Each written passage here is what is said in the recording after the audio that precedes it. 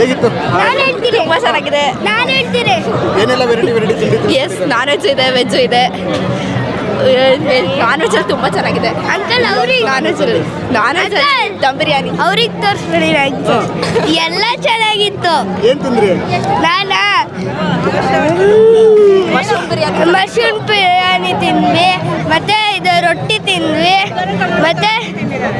ಮತ್ತೆ ಟಾಯ್ಸ್ ತಗೊಂಡ್ವಿ, ಮತ್ತೆ ಇಲ್ಲಿ ಐಸ್ ಕ್ರೀಮು ಚೆನ್ನಾಗಿತ್ತು. ಸೆಕ್ಷನ್ ಚೆನ್ನಾಗಿತ್ತು. ಮಾತಾಡ್ಬೇಕು ಅಂದೆಲ್ಲ. ಹೇಗಿತ್ತು? ಇವಳು ಸೆಕೆಂಡ್ ಟೈಮ್ ಬಂದಿದ್ದಾಳೆ, ನೆನ್ನೆನೂ ಬಂದಿದ್ಲು. ನೆನ್ನೆ ನಾವು ಇದು ಮಶ್ರೂಮ್ ಬೈಟಲ್ಲಿ ಇದು ಗೋಬಿ ಮಂಚೂರಿ ತಗೊಂಡ್ವಿ, ಚೆನ್ನಾಗಿತ್ತು. ಅಂಕಲ್ ಇನ್ನೂ ಇಲ್ಲ ನಾಟಿ ಕೋಳಿ ಮಟ್ಕೆ ಬಿರಿಯಾನಿ ತಗೊಂಡ್ವಿ, ಅದು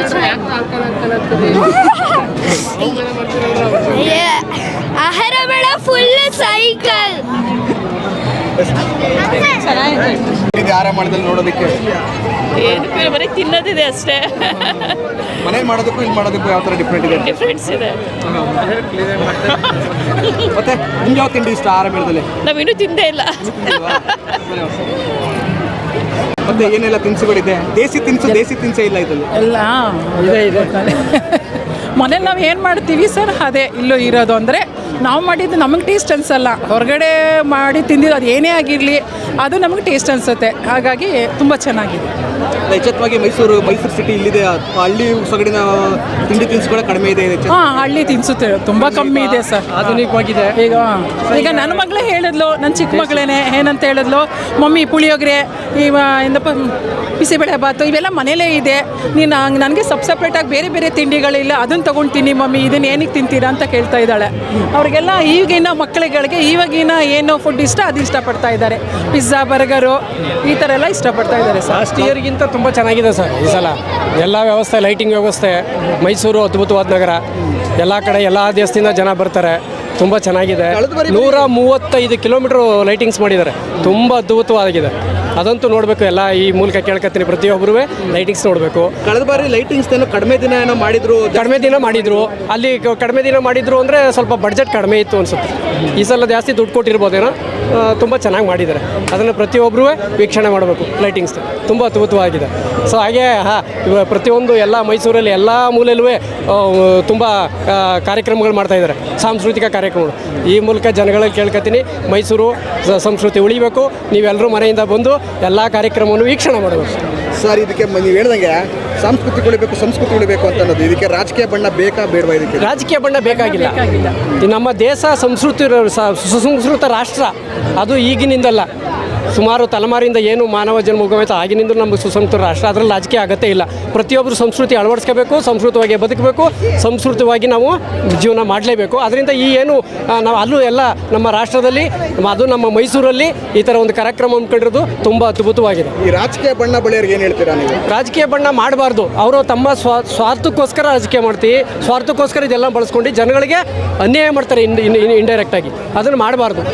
ಯಾವುದೇ ಒಂದು ಕ್ಷೇತ್ರದಲ್ಲಿ ತಮ್ಮ ಸಕ್ರಿಯವಾಗಿ ನಿಸ್ವಾರ್ಥವಾಗಿ ಅವರು ಸಮಾಜ ಸೇವೆ ಮಾಡಬೇಕು ಅಂತ ಈ ಮೂಲಕ ಕೇಳ್ತಾರೆ. ಅಂದರೆ ಸ್ವಲ್ಪ ಕ್ರೌಡ್ ಹೆವಿ ಇದೆ ಇವತ್ತು ಕಂಪೇರ್ ಟು ಲಾಸ್ಟ್ ವೀಕ್.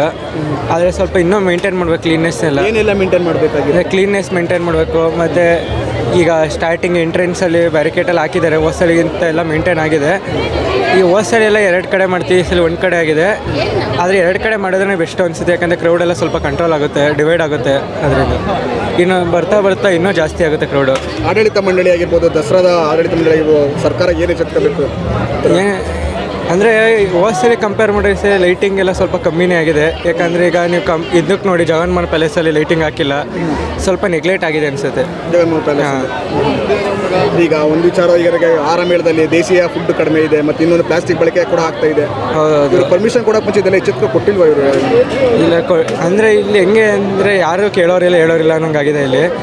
ಜೊತೆಗೆ ನೀವು ಫುಡ್ ಸ್ಟಾಲ್ಗಳು ನೋಡ್ಬೋದು, ಒಂದೇ ಒಂದು 8-9 ಥರನೇ ಇದೆ. ಒಂದೇ ಥರ. ಈಗ ಜೋಳದ ರೊಟ್ಟಿ ಅದೇ ಒಂದು 7-8 ಸ್ಟಾಲ್ ಇದೆ.